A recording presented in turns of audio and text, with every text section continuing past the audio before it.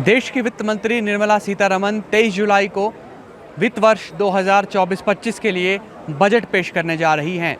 मोदी सरकार के लगातार तीसरी बार केंद्र की सत्ता में आने के बाद यह पहला बजट होगा।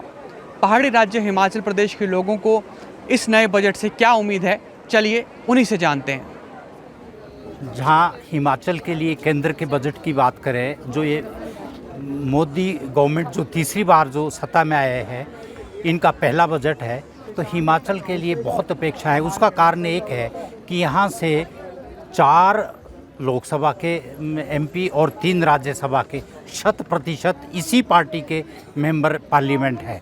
तो हम ये अपेक्षा रखते हैं कि यहाँ के लिए कम से कम वो भी जोर लगाए और ऐसा बजट में प्रावधान कराए कि हमारे हिमाचल में जो भी कुछ धन की कमी है वो पूरी हो। जैसे यहाँ पर हिमाचल के लिए कोई एक ऐसा प्रोजेक्ट लाए जो टूरिज़्म क्षेत्र में ये एक ऐसा हब बने और ये विकसित हो। उससे कम से कम टूरिज़्म क्षेत्र में अगर इसको बढ़ावा मिलेगा तो यहाँ का बेरोज़गार को रोज़गार मिलेगा, स्वरोज़गार मिलेंगे। दूसरा, कृषि क्षेत्र में इरिगेशन के लिए कम से कम और सब्सिडी मिलती है, चाहे सरकार से कैश मिलता हो किसानों को, चाहे बीज और उस पर सब्सिडी मिलती हो। लेकिन दुख का विषय है, बीज बोते भी है, उगता भी है, वो सूख जाता है। हम ये सोचते हैं कि मटीरियल सस्ते होने चाहिए तो कस्टमर भी आएंगे, हर चीज़ों के अंदर रेट डाउन होंगे। तो अब सब्जी वगैरह है जो 80 रुपये या 100 रुपये से कम कोई सब्जी नहीं है इस्तेमाल में। 2 सब्जी लाओ तो 200-300 रुपये लग जाते हैं। पहले क्या था, वही 20-30 रुपये किलो में। प्याज 60 रुपये किलो हो गया हुआ है, 50-60 रुपये किलो प्याज हो गया है, आलू है, वो है, हर एक आइटम्स महंगी हो रही हैं। अगर मटीरियल सस्ता होगा तो कस्टमर्स आएंगे मार्केट में। मटीरियल्स महंगे होते हैं तो कस्टमर हमारे को बोलता है कि आप लोगों ने सामान महंगा कर दिया।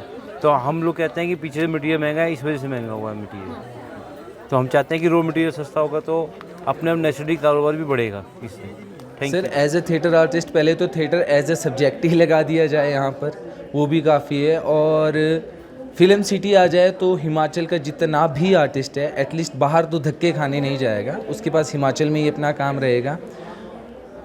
और देखा जाए तो जैसे film television institute of India में कई जगह खुल चुके हैं, कई यूनिवर्सिटीज़ में थिएटर एक्टिंग क्लासेस है और मतलब काफ़ी इससे रिलेटेड जो क्लासेस है लग रही है। लेकिन हिमाचल में ही ये सब्जेक्ट नहीं है, तो पहले तो ये लाया जाए एजुकेशन के उससे और फिल्म सिटी बनाया जाए। इससे ज़्यादा हमें कुछ नहीं चाहिए। बाकी काम तो हम और टैलेंट तो दिखाई देंगे।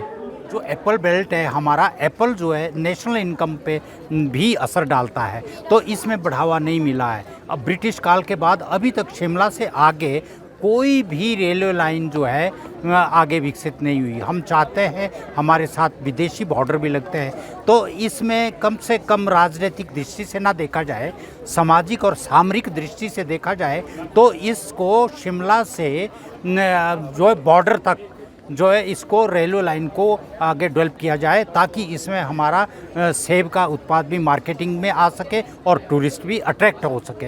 ये ऐसे ऐसे पैकेज की हमें संभावना है। अगर शिमला सिटी के लिए बात करें तो स्पेशल पैकेज अगर ला सके यहाँ के सांसद, तो कम से कम मेट्रो और रोप वे से कनेक्टिविटी तो पूरे प्रदेश में होनी चाहिए जगह जगह पे, ताकि टूरिस्ट का आकर्षण बढ़े। बढ़ती हुई महंगाई और बेरोजगारी आम आदमी के लिए चिंता का सबब है। महंगाई का असर तब कुछ कम हो जाता है जब रोजगार पर्याप्त मात्रा में उपलब्ध हो रहा हो। दुकानदार चाहते हैं कि रॉ मटेरियल सस्ता हो, ग्राहक चाहता है कि दुकान में मिलने वाला सामान सस्ता हो, और वृद्धजन ये चाहते हैं कि जिसकी राह वो लंबे वक्त से देख रहे हैं वो ट्रेन शिमला से भी कुछ आगे बढ़े। क्योंकि पहाड़ी राज्य हिमाचल प्रदेश न सिर्फ अपनी खूबसूरती के लिए बेहद अहम है, बल्कि ये सामरिक और सामाजिक दृष्टि से भी अत्यधिक महत्वपूर्ण हो जाता है।